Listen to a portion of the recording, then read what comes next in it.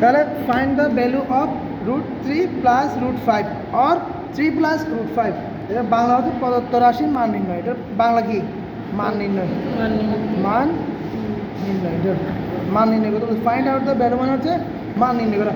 মান নির্ণয় করতে চাইলে আমাদেরকে এটাকে একটা ফর্মেটে নিয়ে যেতে হবে। কিছুর ফর্মেটে আমাদের অঙ্ক হিসাবের জন্য a square √a plus √b এর ফর্মেট নিতে, অর্থাৎ আমরা এখানে দেবো লেট। লেট মানে হচ্ছে এখন, অথবা বাংলাতে ধরি বা এখন লিখতে পারি আমরা, অথবা ধরি লিখতে পারি। ঠিক আছে? তাহলে √3 প্লাস √5 সমান, তাহলে এটাকে কী ফর্মেটে নিয়ে যাব? সমান দিয়ে এটাকে আমরা একটা ফর্মেটে, এই প্লাস মাইনাস চিহ্ন মানে হচ্ছে বর্গমূল চিহ্ন। দেখি চিহ্ন, বর্গমূল চিহ্ন √a প্লাস √b। হ্যাঁ, তাহলে আচ্ছা, এই যে এটাকে লিখলাম, এটাকে কেন কিসের জন্য লিখলাম? এটাকে একটা মান ধরলাম, কারণ হচ্ছে কি দেখো, হোয়ার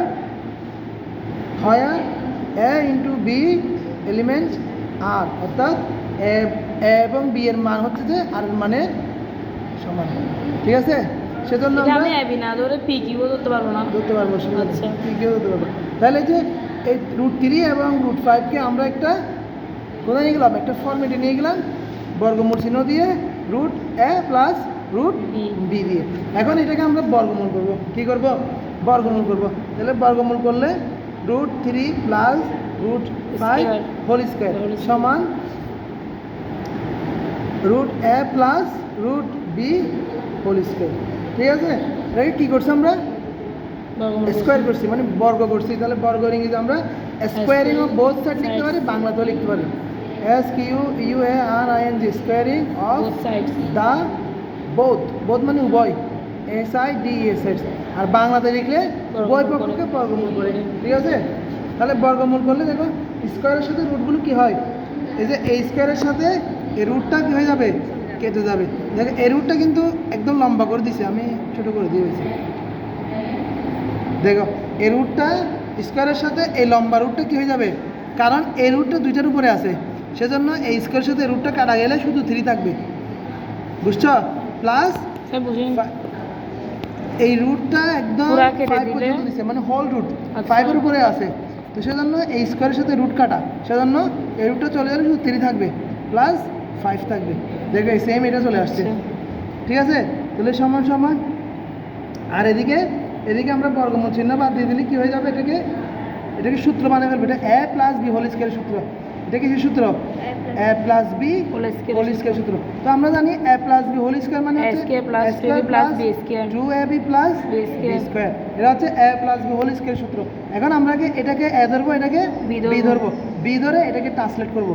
তাহলে প্রথমে হচ্ছে কি a plus B whole square না, তাহলে a স্কোয়ার মানে হচ্ছে যে √a whole square plus 2 into a মানে হচ্ছে √a ইন্টু b মানে হচ্ছে √b প্লাস b স্কোয়ার মানে √b স্কোয়ার।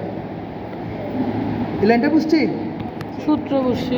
হ্যাঁ, এটাকে সূত্র ধরছি, a plus B whole square ধরছি। তাহলে a plus B whole square সূত্র এখানে পাশে লিখছি, এটাকে এখানে বসাইছি। ঠিক আছে? তাহলে বা 3 প্লাস √5 যা আছে তা থাকুক সমান, এখানে স্কোয়ারের সাথে রুট কি হয়ে যাবে? প্লাস মাইনাসটা হয়ে গেছে, প্লাস মাইনাসটা চলে গেছে, বর্গমূল চিহ্ন। তাহলে এখানে স্কোয়ারের সাথে রুট কি হয়ে যাবে? স্কোয়ারের সাথে রুট কাটা যাবে, সমান a থাকবে, প্লাস 2√a ইন্টু 2√b থাকবে, প্লাস অথবা যদি আমরা গুণ করে ফেলতে পারি, √ab করে ফেলতে পারি। কী করে ফেলতে পারি? আচ্ছা, পরের লাইনে করবো এটা। এখানে স্কোয়ারের সাথে রুট কাটা গেলে শুধু b থাকবে, তাহলে এটাকে আমরা এক লাইন বাড়তে লিখতে হচ্ছে এখন, প্লাস 2√ab প্লাস b। ঠিক আছে? তাহলে এবার এই যে a এবং b এটা আলাদা আলাদা না, আমরা এটাকে একসাথে করে ফেলতে পারবো। কীভাবে? প্লাস 5 সমান a প্লাস b, দুটোটাতে প্লাস আছে, তাহলে a প্লাস b ইন্টু এটার সাথে প্লাস আকার আছে, তাই √ab। আবার এটা একটা সূত্র হয়, এটাও কি হয়? একটা সূত্র হয়। তো এটা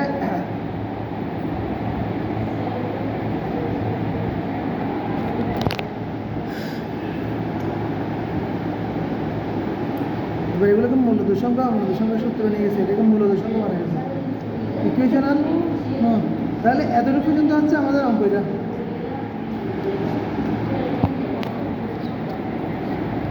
স্টপ শেষ না, আছে ভিডিওটা স্টপ দেখি।